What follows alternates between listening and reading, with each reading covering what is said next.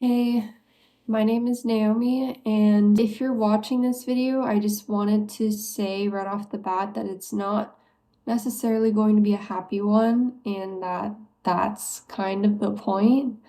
Today, I was going to sit in the front of the camera like I am now and just kind of let things flow freely. I thought would be the best way because I don't want this to be scripted. I don't want this to feel like it's like theatrics or that it's disingenuous.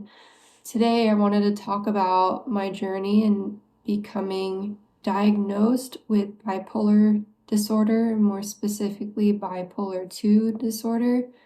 I'm going to be completely honest, I don't even know much myself about what it means to be bipolar, just maybe high level, but it's been a very hard journey for me this past year and a half that this kind of all snowballed into effect.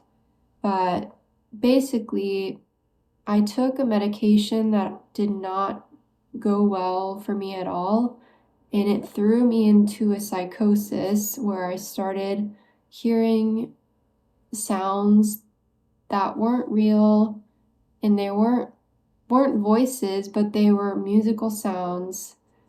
And they happened especially when there were like long, uninterrupted sounds, like the hum of a vehicle, the fan, water running, anything where there's just a stream of sound. On top of that, I would hear dissonant chords almost playing all at once, and there were multiple of them.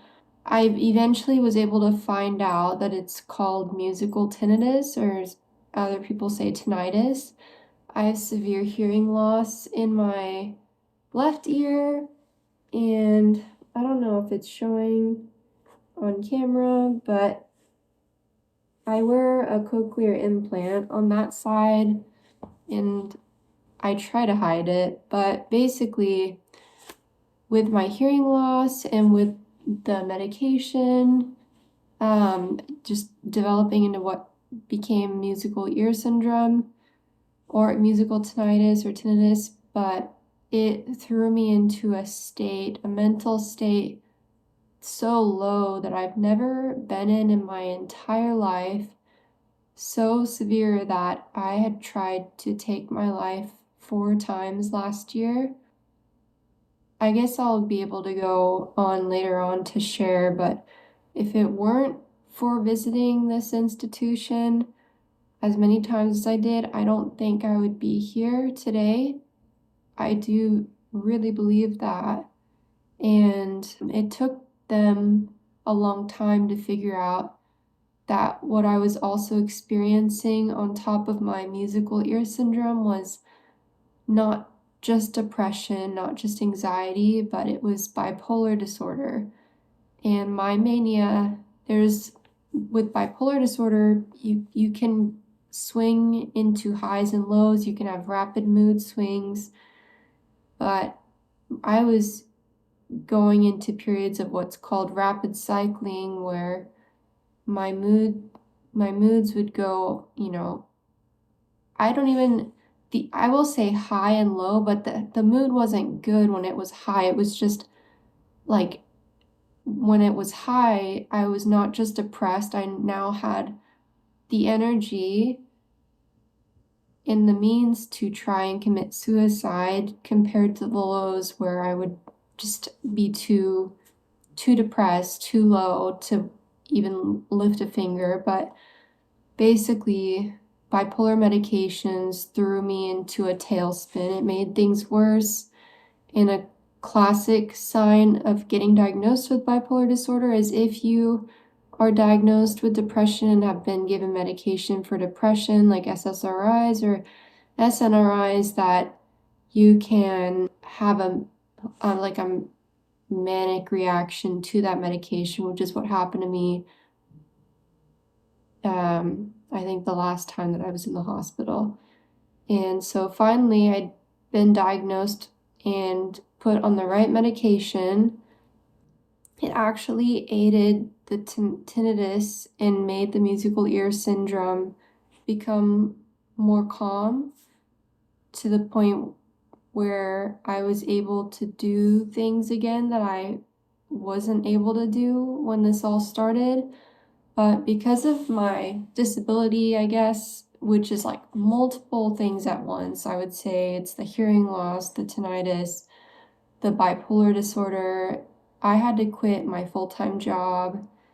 I was working in an accounting job. It was a great job, but it's not something that I've shared with anyone. Like, the reason that I'm able to make any videos at all is because of the time that I now have, because I guess I can label myself as a stay-at-home wife now, which has been really jarring for me, but it has been the best thing for me because I have tried to go back to work since getting diagnosed, thinking that being on medication now meant that I could go back to my full-time job. It didn't work, and I even tried to go part-time at just as an office clerk at a small job, and that didn't work out.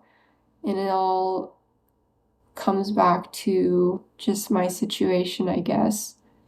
So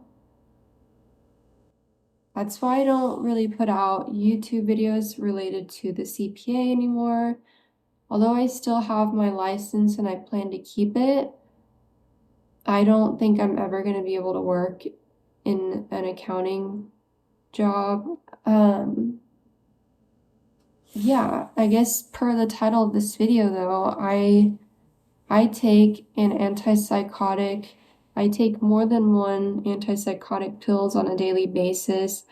I actually take 10 pills total just to stay afloat, I would say. I wouldn't say that they've put my symptoms into remission, but I'm super thankful for what they've done for me, because if I weren't on medication, I would not be here.